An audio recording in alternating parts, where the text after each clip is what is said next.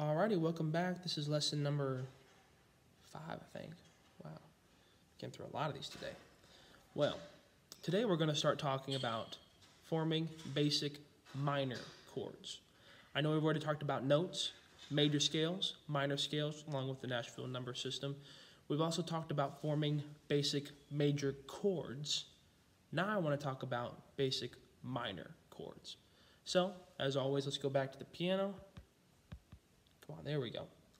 So, back at the piano, I know everybody loves the key of C. It's one of my favorite keys just because you got everything you need right there. So, when we were talking about minor scales, we referred to relative major and relative minor. Well, if the C major chord is the relative major, there is also a relative minor. So let's go to the relative minor scale now. We got 1, 2, 3, 4, 5, 6. This is where we're going to start building our relative minor chord from. Let's bring it down here. So now, if we look at our A minor scale, it's 1, 2, 3, 4, 5. And it's going to be the same thing as if you're forming a major chord, with a major scale. Now we're forming a minor chord based off of the minor scale.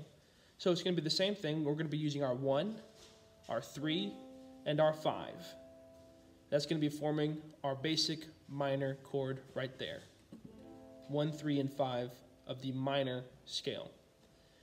Now, just like with the major chord, there's another good way to remember it.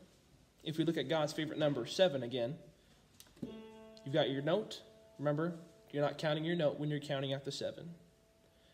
Then you've got 1, 2, 3. 1, 2, 3, 4. That adds up to 7. Now, the difference between major and minor is instead of putting the 4 first, the bigger number first, which would give you a major chord, this time we're putting the smaller number first, which will give us a minor chord. If that's a good way to help you remember, you can go ahead and use that.